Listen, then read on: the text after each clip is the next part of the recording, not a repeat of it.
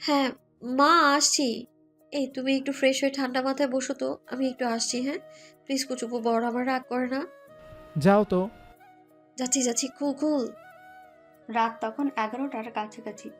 হিয়া তখনও বাসবের সাথে রান্নাঘরে সবার খাবার জন্য এটা বানাচ্ছে ওটা বানাচ্ছে। বড় ঠাম্মা থেকে শুরু করে উজানের পিসিদের আবদারের যেন শেষ নেই। হিয়া, হিয়া, কোথায় তুমি? হিয়া, হ্যাঁ, এই যে আমি রান্নাঘরে। কি করছো কি রান্নাঘরে? সেই তখন থেকে আমি কতবার করে জিনিয়াকে দিয়ে তোমাকে ডেকে যাচ্ছি। এই রে, দেখো দেখি আমার বড় নাতিটার চেহারাটার কি অবস্থা হয়েছে। কি ক্লান্ত দেখাচ্ছে। হিয়া বুঝি বরটার একটু ঠিক করে যত্নও নিতে পারে না দেখছি। না ঠাম্মা, আমি আসলে বল বাবা, কি লাগবে তোর? আমি এনে দিচ্ছি। কফি খাবি? তুই তো আবার ওসব ব্ল্যাক ফ্ল্যাক কফি না কি জানি খাস। এই নিস, দেখ তো এদিকে উজানের কি চাই। বল বাবা, কি চাই তোর? বউ চাই ঠাম্মা, বউ। আমার এই পিচ্ছি বউটাকে সেই কখন থেকেই রান্নাঘরে আটকে রেখেছো তোমরা বলো তো? তাই তো আমি বাধ্য হয়ে আমার এই পিচ্ছি বউটাকে নিতে আসলাম। চলো তো পিচ্ছি আমার, এখন গিয়ে আমাকে একটু সময় আর আদর দেবে, কুইক। উজান বেহায়ের মতো সব বলে হিয়াকে নিয়ে রুমে চলে আসে। হিয়া তো পুরো থ। ওদিকে রান্নাঘরে বাসবি আর নীলিমা মিলে মুখ টিপে হেসে দিল। বড় ঠাম্মা থেকে শুরু করে সবাই খেপে ওঠে।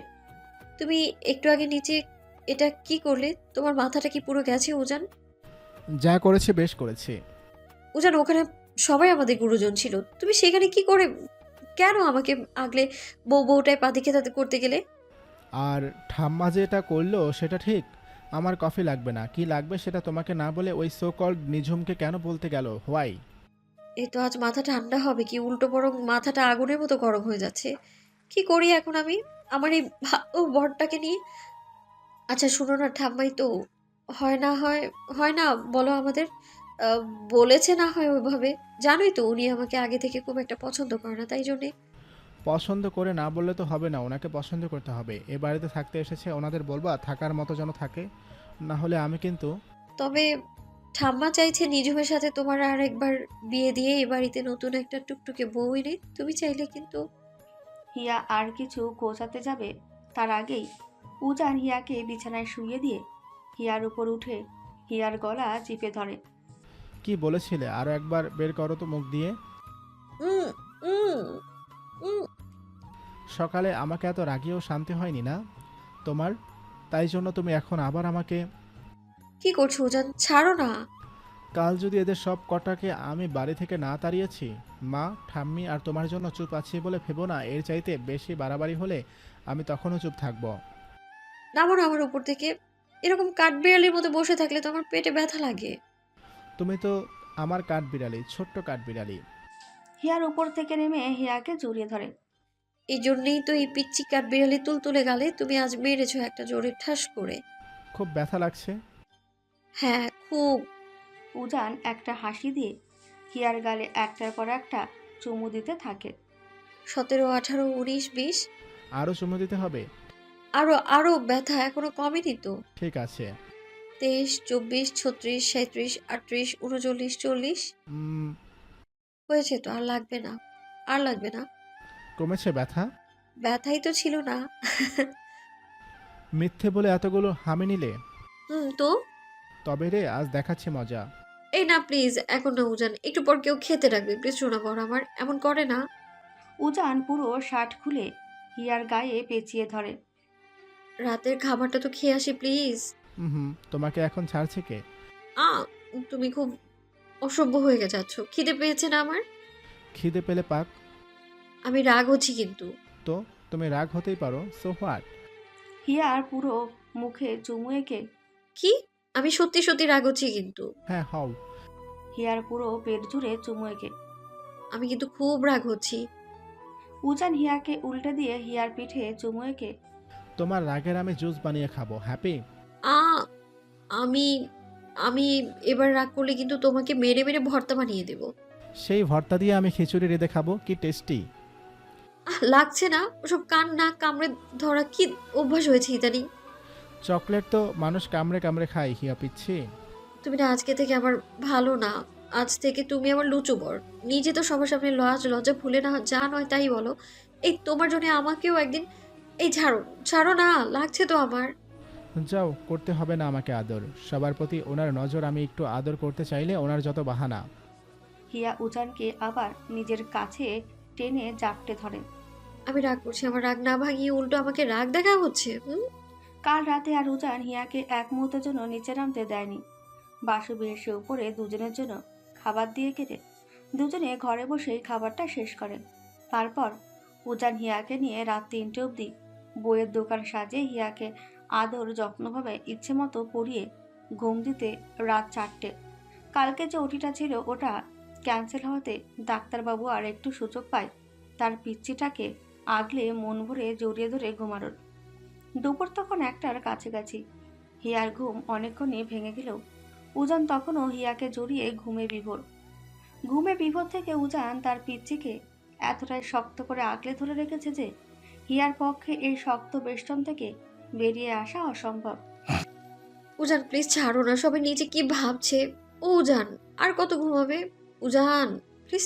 আচ্ছা তুমি ঘুমাচ্ছ, ঘুমাও না, আমি উঠি প্লিজ। দেখো অন্যদিন হলে একটা কথা ছিল, আজ বাড়িতে তো ভরা মানুষ, বলো তো সবাই কি ভাবছে বলো। বাড়ির বড় বউ কিনা দুপুর অব্দি এভাবে। আমি যাই না প্লিজ। না। আর কত ঘুমাবো বলো তো। তুমি না ওই আবার বিকেলে আমাকে নিয়ে কোথায় যেন বের হতে চাইলে। হ্যাঁ, বিকালটা হোক। হ্যাঁ, তা ততক্ষণে আমি একটু উঠে স্নান করে ফ্রেশ হয়ে রেডি হয়ে তারপর থাকি, ওটা ভালো হয় না বলো? তুমি একটু ইদানিং বেশি কথা বলো হিয়া। এরকম ভাবে বলো না প্লিজ। ও জান ছাড়ো না। হিয়া, আমি রাগ হচ্ছি কিন্তু। ঘুমাতে দাও ঠিক করে। আমি তো বললাম তুমি ঘুমাও, আমি একটু। উজান হিয়ার কোনো কথা না শুনে হিয়ার শেষে হার মেনে চোখ মুখ খিচে সিলিংয়ের দিকে তাকিয়ে চোখ বড় বড় করে নিজ মনে ফুঁসতে থাকে। দুপুর তখন 2:30। হিয়া উজানের থেকে ছাড়া পেয়ে কোনো রকম উঠে ফ্রেশ হয়ে শাড়ি পরে টপাটপ নিচে নেমে আসে। আর এসে তাকে শুনতে হয় হাজারো কথা। কিছুক্ষণ পর উজান নিচে এসে হিয়ার মুখ কালো দেখে বুঝতে পারে ওর জন্য হয়তো হিয়াকে ঝাড়ি খেতে হয়েছে। আবার ঠাম্মা হিয়াকে খাবার বাড়তে বলে ঝিনুকে উজানের পাশে বসিয়ে দেয়। উজান রাগে ওই চেয়ার থেকে উঠে অন্য চেয়ারে বসে হিয়ার হাত ধরে টেনে হিয়াকে নিজের পাশে বসিয়ে দিয়ে, মা তুমি কি, হ্যাঁ? আমার এই পিচ্ছি বউটা সকালে উঠে কিছু খায়নি, আর তুমি তাকে এসেই কাজ ধরিয়ে দিয়েছো হাতে। তোর বউটাই তো এসে আমার হাত থেকে ডালের বাটিটা কেড়ে নিল। তোমার বৌমা বললো আর তুমি অমনি রাজি হয়ে গেলে। তোর এই পিচ্চি বউটা তো কোনো কথাই শুনতে চায় না। কি কি করি আমি বলতো? আমি বুঝি না ইদানিং এদের দুই মা ছেলের ঠিক কি হয়েছে, সারাক্ষণ শুধু বউ বউ করে। আগে তো এমনটা করতো না মা। কী রে দাদা ভাই, ঘুম ভাঙলো আজ তোর? আমি তো ভাবলাম ছুটি পেয়ে তুই আর হিয়াতি আজ রুম থেকে বেরই হবি না। আহ জিনি, আমি তো তোর হিয়াদিকে নিয়েই সারাক্ষণ থাকতে চাই রে জিনি। তোর হিয়াদিই বুঝে না, খালি পালিয়ে পালিয়ে থাকে। হিয়া উজানের পায়ে একটা বাড়ি দিয়ে, কি হচ্ছে এটা কি উজান? মা তুমি কিন্তু আমায় আর একটু পরে ডাকতে পারতে। আমি কি সুন্দর তোমার বৌমাকে নিয়ে একটু শান্তিতে ঘুমাচ্ছিলাম। বড্ড পেকেছিস তুই। তাড়াতাড়ি খাওয়া শুরু কর। থাক থাক, আর দিও না, এইটুকুই হবে মা। উজান তো দেখছি খুব বউ পাগল হয়ে যাচ্ছিস দিন দিন। আমাদেরও ঘরে বউ আছে বুঝলি, কিন্তু আমাদের ছেলেরা না বউ নিয়ে এই তোর মতো এত আদিক্ষেতা করে না। কি করব কাকি, একটা মাত্র পিচ্ছি বউ আমার, তাকে যদি আগলে না রাখি তাহলে কি চলবে বলো? পিচ্ছি বউ না ছাই, বিয়ে হবার তো কম বছর হলো না, তোদের এখনো তোর কাছে হিয়াকে পিচ্ছি বলে মনে হয়? কি বলো তো কাকি, কিছু কিছু মানুষ থাকে জানো, যারা সারাটা জীবন ছোটই থাকে, বয়স বাড়লেও তাদের চেহারা বা কাজকর্ম কোনোটা দেখে বোঝা যায় না যে এরা বড়। এরা একরকম বয়স চোরা টাইপ হয়, বুঝলা? আমার হিয়াও ঠিক সেই রকমই বয়স চোরা। উজান থামো না এবার একটু প্লিজ। তোর মা আর তুই একটু বেশি বাড়ির বউকে তোল্লাই করিস বুঝলি। কই নীলিমাও তো এ বাড়ির বউ, তাকে নিয়ে তো কখনো তোদের এত মাতামাতি করতে দেখি না। কি বলো তো ঠাম্মা, আমাকে নিয়ে এ বাড়িতে কেউ মাতামাতি করে না, কারণ বাহিরে কেউ আমাকে সামনে রেখে কোনো প্রশ্ন তোলে না। কিন্তু হিয়াকে নিয়ে রোজ কারো না কারো একটা সমস্যা লেগেই থাকে। তাই অন্তত আমরা যারা হিয়াকে হিয়ার আপন, তারা চায় হিয়া যেন এই বাড়িতে তার কাছের সবার আদর নিয়ে ভালো থাকে। তোমার কি মনে হয় না নীলিমা, যা হয়ে তুমি হিয়াকে নিয়ে একটু বেশি বেশি করো মাঝে মাঝে? না তো কাকি, আমার তো মনে হয় ছোট যা হয় হিয়ার জন্য আমি যা করি সেটা নিতান্তই অনেক তুচ্ছ। কি জানে, তোরাই সব ভালো বুঝিস তোদের সংসার। তা হিয়াকে দিয়ে বশ করে রেখেছিস সবাইকে। সবাই তো দেখছি তো বোন গান গাইতেই ব্যস্ত। ঠাম্মা আমি বস না ঠাম্মি, হিয়ার যা কোয়ালিফিকেশন সবাই এমনিতে ওকে নিয়ে নিজের করতে চায়। বাবা কি বলে জানো মা, তোমার হিয়া নাকি আমার চাইতেও বেস্ট ডক্টর হয়ে টিউলিপে জয়েন করবে। তা হিয়া পিচ্ছি আমার চাইতে বড় ডাক্তার হয়ে গেলে আমাকে ফেলে অন্য কারো কাছে। মা না হতে পারলে তোর বউকে কে নিতে চাইবে শুনি? কি যে বলো ঠাম্মা আমার, তুমি কাকিরা তো পুরাতন যুগের, তোমরা এসব বুঝবে না। হিয়া যেভাবে নিজেকে দিন দিন গ্রো করছে তার কাছে আমি বা এই চ্যাটার্জি ফ্যামিলির সবাই তো ডাউন হয়ে পড়ে যাচ্ছে যা দেখছি। আমাকে নিয়ে সমস্যাগুলো কি এই ডাইনিং টেবিলে বসে শুরু হয়? আমি আর কখনো এই টেবিলে বসবো না। দুপুরে ডাইনিং টেবিলে উজানের কথাগুলো ঠাম্মার খুব একটা হজম হয় না। যাক, তখন হিয়া পরিস্থিতিটা সামলে নেয়। বিকেলে উজান হিয়াকে নিয়ে যায় ওর এক ফ্রেন্ডের বাসায়। ফ্রেন্ডরা কিছুদিন হলো দেশে এসেছে, তাই ওই মিট করতে যাওয়া আর কি। আর হিয়াকে নিয়ে অনেক দিন হলো কোথাও বের হওয়া হয়ে ওঠে না, তাই উজান আরও বেশি করে হিয়াকে নিয়ে বের হয়। রাত তখন 10:30টার কাছাকাছি। কোথায় যাচ্ছি আমরা? কোথায় আবার, বাড়িতে? এখনই বাড়ি চলে যাব। ও উজান চলো না, আজ একটু ক্লাবে যাই। সেই কবে গিয়েছি। ও উজান প্লিজ চলো না যাই। অনেক বাচ্চা হিয়া, এখন এই রাতে? প্লিজ, আগে তো রোজ রোজ নিয়ে যেতে আমায়। আমাদের কত সুন্দর সুন্দর স্মৃতি জড়িয়ে আছে বলো তো ওই ক্লাবটাকে ঘিরে। হ্যাঁ, কিন্তু এখন এই রাতে? রাত ছাড়া তুমি ফ্রি হও ওটাই বা কখন? অফ ডেতেও তোমার ডিউটি করা যায়। আমার আর ভালোই লাগে না। চলো, বাড়ি লাগবে না, আমাকে নিয়ে কোথাও যাও না। হিয়া প্লিজ বোঝার চেষ্টা করো, এই এত রাতে তো ক্লাব নাও খোলা থাকতে পারে। মোটেই এত রাত না, এটা সবে 10টা। যদি ক্লাব বন্ধ থাকে, আর এখন চাবিও বা কার কাছে থাকে সেটাও তো আমি জানি না। ঠিক আছে যাচ্ছি পাগলি একটা, এবার খুশি? খুব খুশি। উজান হিয়াকে নিয়ে ক্লাবের সামনে গেলে দেখতে পারে সবেমাত্র ছোটরা সবাই মিলে ক্লাব লাগিয়ে বের হচ্ছে। উজান ওদের থেকে তালাটা খুলে নিয়ে হিয়াকে নিয়ে ভেতরে ঢোকে। ক্লাবে ঢুকে সব কিছু খুঁটে খুঁটে দেখতে থাকে দুজনে। কত স্মৃতি এসে জড়ো হয় ওদের এই বিক্ষিপ্ত মস্তিষ্কে। দুজনে হেসে খেলে সবার কথা উড়িয়ে দিল। বাচ্চা না হওয়ার কষ্টটা তো মনের কোথাও না কোথাও ঠিকই আঘাত করে ওদের। ক্লাবের এই নির্মল পরিবেশে দুজনের অশান্ত মনটাকে শান্ত করে তোলে কিছুক্ষণের জন্য। হিয়ার মনের অজান্তেই চোখ দিয়ে গড়িয়ে পড়ে এক ফোঁটা জল। উজান এসে আলতো করে হিয়াকে জড়িয়ে ধরে। হিয়া, খুব ইচ্ছে করছে জানো, আগের সেই দিনগুলোতে ফিরে যাই। কত সুন্দর ছিল সেই সময়গুলো। আমি রোজ কলেজ দিয়ে তোমার সাথে এই জায়গাটাতে দেখা করতে আসতাম। কত মজার মজার কথা হতো সবার সাথে। কত তাড়াতাড়ি সময়গুলো পার হয় না হিয়া। এর মধ্যে নাকি আমি আবার 8টা বছর বাইরে কাটিয়ে আসলাম।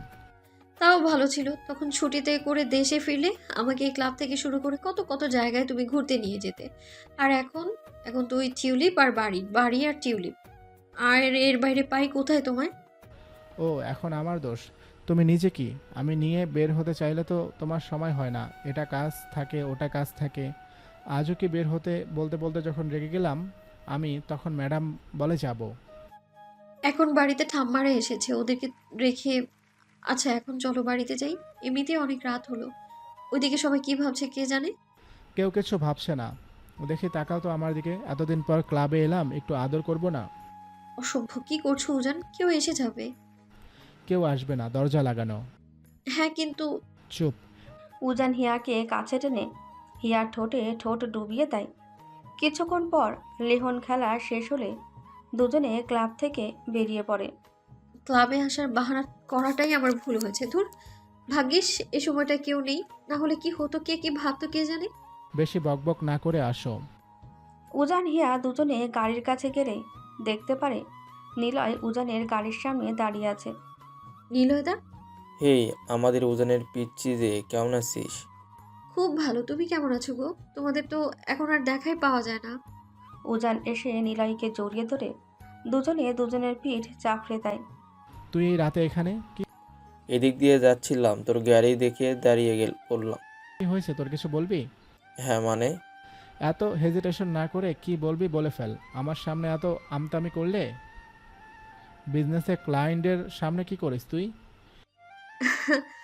আমি বোধহয় বুঝতে পারছি নিলয়দা তোমাকে ঠিক কি বলবে বলে বলতে চাইছে। হ্যাঁ গো নিলয়দা, আজ যিনি তোমাকে খুব ঝেড়ে দিয়েছে না ফোনে, ম্যাডাম কিন্তু খুব রাগ হয়ে আছে। এবার তাড়াতাড়ি আমার ভালো বরটাকে সব বলে দাও দেখি। কই? চুপ কর পাগলি একটা। উজান, আমার হয়তো তোকে অনেক আগে সবটা বলে দেওয়া উচিত ছিল, কিন্তু আমি চেয়েছিলাম নিজে আমি পরিচিত হওয়ার পর তোকে সবটা বলবো। এত ভনিত না করে কি বলবি বল। উজান, শুনলাম মাসিমা নাকি জিনিয়ার জন্য ছেলে দেখছে। হ্যাঁ দেখছে, কেন বলো তো? উজান, আমি জিনিয়াকে বিয়ে করতে চাই। খুব ভালোবাসি আমি তোর বোনকে।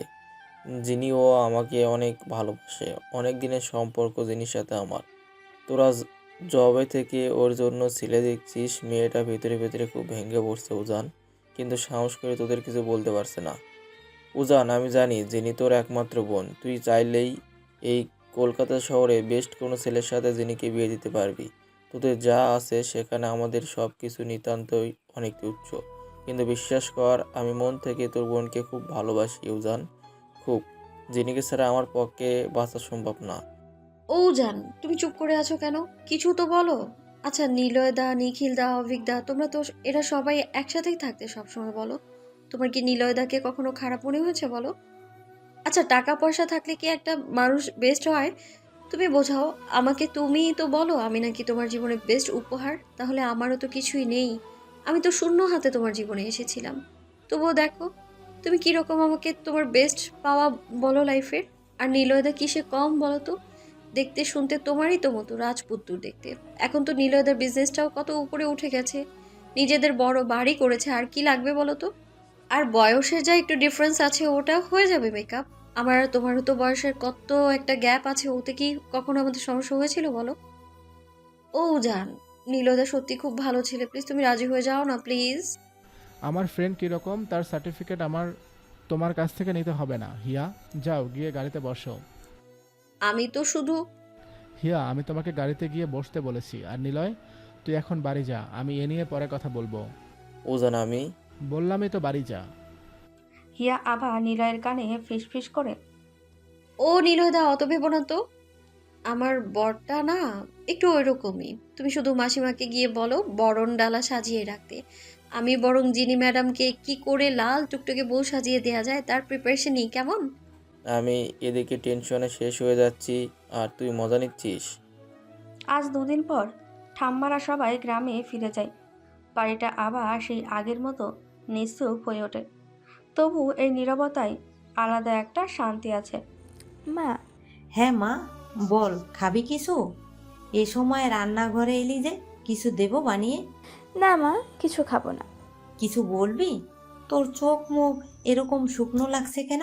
মা, একটা কথা বলার ছিল, তোমার অনুমতি নিতে চাই। জানি না কাজটা ঠিক হবে কিনা ভুল। কি হয়েছে? বস তো এদিকে, বল আমাকে। জরুরি কিছু? মা আমি না হ্যাঁ বল। মা, আমি না কনসিভ করেছি। সত্যি? হ্যাঁ মা, 1 সপ্তাহ আগে জানতে পেরেছি যে আমি। এ তো খুশির খবরটা। তুই এত দেরি করলি কেন দিতে, পাগলি? আগে বলবি না? মা, আমি না এই বাচ্চাটা নেব না। নেব না মা? মা, হিয়ার তো বাচ্চা হচ্ছে না। এখন যদি আমি ওর আগে বাচ্চা নিয়ে নিই তাহলে তো ও কষ্ট পাবে। তুই হিয়ার জন্য এত বড় ডিসিশনটা নিতে চাইছিস? হ্যাঁ মা, মেয়েটা তো এমনি অনেক কষ্টে আছে। লোকে কত কি বলছে বলো তো, ওকে আমি তো বুঝি। মা, হিয়া যদি এই কথাটা জানতে পেয়ে খুব কষ্ট পাই তখন? তুই তাহলে এতদিনে আমার হিয়াকে চিনতেই পারিসনি রে মা? তোর মনে হয় হিয়া তোর এই খুশির খবরটা শুনতে পেলে কষ্ট পাবে? আমি আমার হিয়াকে চিনি। আমার মেয়ে এতটাও দুর্বল না। হিয়া ভেতরে ভেতরে খুব শক্ত। আর বাচ্চা হচ্ছে না তো কি হয়েছে? কতজনেরই তো বিয়ের কত বছর পর বাচ্চা হয়। হিয়া আর উজানেরও হয়তো সময় লাগছে, কিন্তু মা, আমি ছোট যা হয়ে কি করে হিয়ার আগে?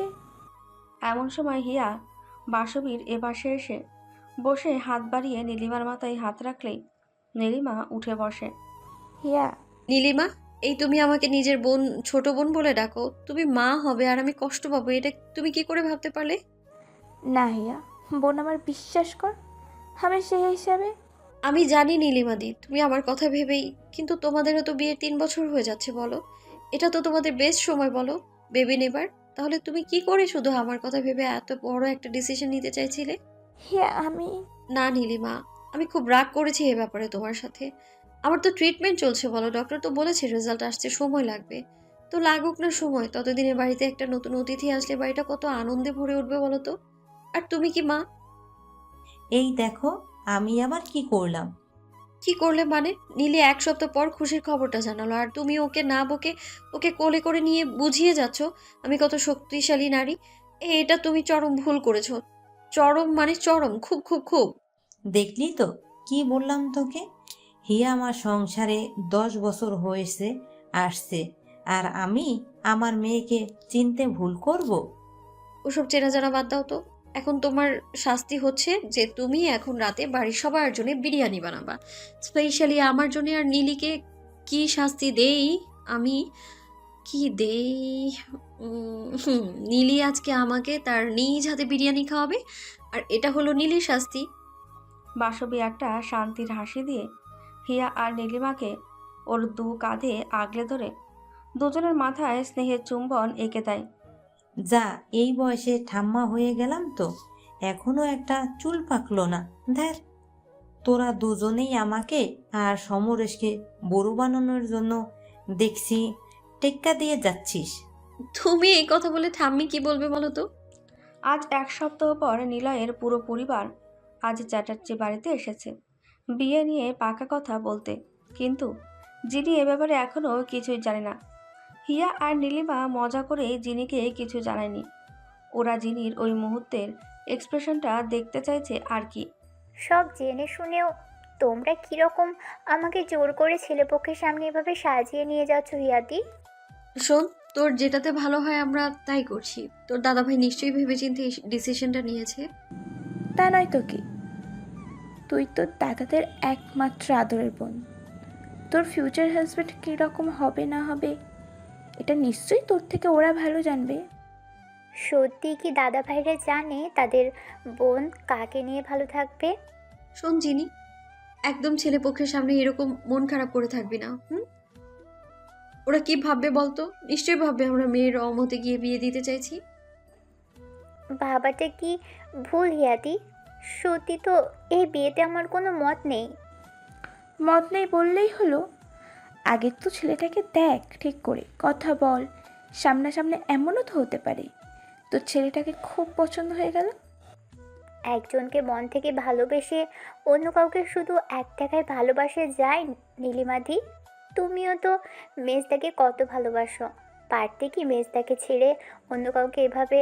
থাক, তোমাদেরকে যে এসব বলে কোনো লাভ নেই, আমি বেশ বুঝেছি।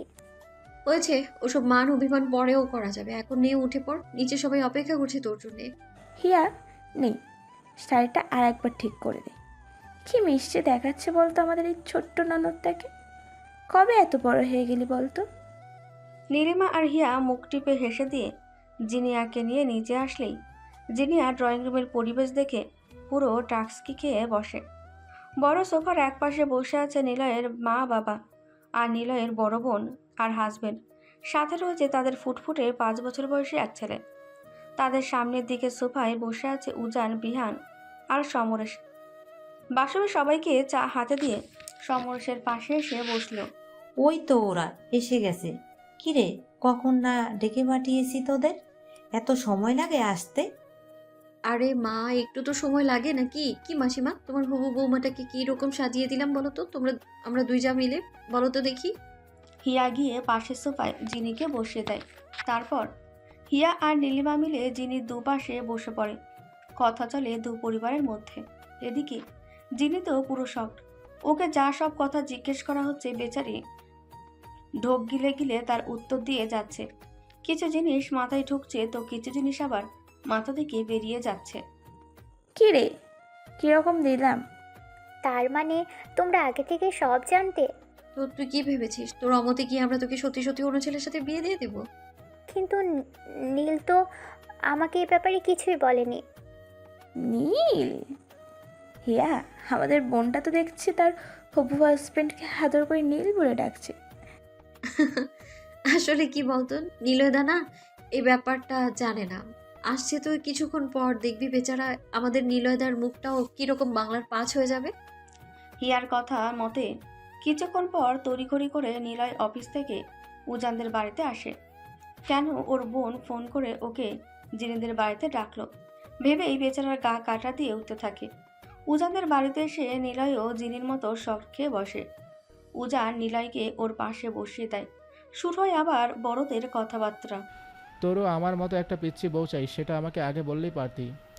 তার মানে তুই এতদিন ইচ্ছে করেই আমি যেই কদিন তোর পিছে পিছে এত করলাম, তোকে চেম্বার থেকেও ডেকে নিয়ে আসলাম, কিন্তু তুই তখন কী করলি আমার সাথে? তার মানে তুই ইচ্ছে করে আমাকে এতদিন নাকে দড়ি দিয়ে ঘুরিয়েছিলি? হ্যাঁ দেখ, তুই সেদিন রাতে কথাটা বলার পরই আমি আর বিহান মিলে সেই রাতে মাকে এসে তোর কথা বলি। মাও আমার আর বিহানের ভরসায় রাজি হয়ে যায় তাদের ছোট মেয়েকে তোর সাথে বিয়ে দিতে। এখন তুই ঠিক কতটা আমার বোনের জন্য যেতে পারিস তাই দেখতে আমি। এটা তুই খুব খারাপ করেছিস। তুই জানিস আমি গত 1 সপ্তাহ ধরে রাতে ঠিক করে ঘুমোতে পারিনি। আজকে সারা রাত ফোনে বকবক না করে ঘুমিয়ে পুষিয়ে নিবি সবটা। তোর বোনের সাথে কথা না বললে যে রাতে আমার এমনিতে ঘুম আসবো না বন্ধু। এখনই এত প্রেম, কিছুটা জমিয়ে রাখ, বিয়ার পর কাজে দিবি। চুপ হারামি। সেদিন দু পরিবার নিজেদের মধ্যে একটা অনেক সুন্দর কোয়ালিটির সময় কাটায়। নিলয় আর জিনি একে অপরকে আংটি পরিয়ে দেয়। কথা হয় আগামী মাসে আশীর্বাদ হয়ে দুজনের বিয়ে দেওয়া হবে। সেই অনুযায়ী ফিক্সড হয় ডেট। নিলয়রা চলে যাবার পর জিনি জল ভরা চোখ নিয়ে দাঁড় হয় উজান আর বিহানের সামনে। কিরে, এবার তুই খুশি তো? জিনিয়ার মাথায় হাত রেখে কাঁদছিস কেন পাগলি? তুই নিলয়কে ভালোবাসিস সেটা তো আমাকে বা দাদাভাইকে সরাসরি বলতে পারতিস। আমরা 3 ভাই কি কখনো তোর অমতে গিয়ে তোর বিয়ে দিতে পারি বল? বাসবী এসে জিনির মাথায় হাত রাখে। সাথে আসে সমরেশ। আমার ছোট মেয়েটা কবে এত বড় হয়ে গেল বাসবি? বাড়িতে তো তোকে আরো বড় দেখাচ্ছে রে মা। খুব ইচ্ছে আমার তোর বিয়ে। আমি অনেক ধুমধামে দেব। পুরো চ্যাটার্জি পরিবারে আসবে তোর বিয়েতে। আলো জ্বলবে চারদিকে। কত কত আয়োজন করব, তুই শুধু চেয়ে দেখবি। বলে বাসবী জিনিকে ওর বুকে আগলে ধরে। উজান আর বিহানও এসে যোগ দেয় বাসবীর দুপাশে। জিনি আলতো করে বাসবীর চোখে আসা জলটা মুছে দেয়। মানে একটু থামো। ও এখন তো মা বুঝি শুধু তার 2 ছেলে আর শাকচুন্নিটাকেই আদর করবে, আমাকে তো বুঝি রাস্তা থেকে কুড়িয়ে। একদম বাজে কথা বলবি না। এসব কি ধরনের কথা? হ্যাঁ, আর কোথায় ছিলি তুই এতক্ষণ? সেই কখন ফোন করে ডেকে পাঠিয়েছি তোকে। তোমার জন্য পুরো শহরটা ঘুরে আমি তোমার জন্য মিষ্টি আনতে গেলাম, আর তুমি বলছো কোথায় ছিলাম আমি? তোর আবার কিসের মিষ্টি? আমি আজ গণিত অলিম্পিয়াডে ফার্স্ট হয়েছি দাদা ভাই। সত্যি? বাহ। যাক মা, তোমার ছোট ছেলে কিন্তু পুরো খেলে দিয়েছে।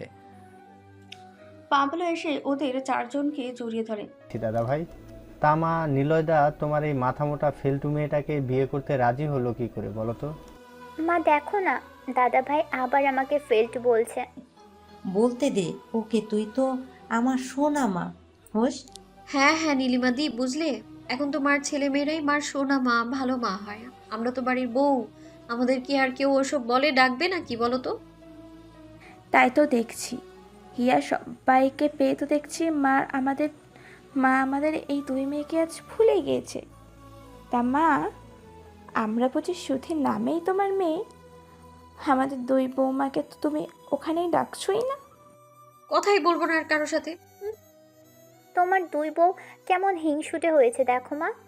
ওখানে দাঁড়িয়ে থাকলে কি আমি তোদের আদর করতে পারবো? আয় দেখি এদিকে।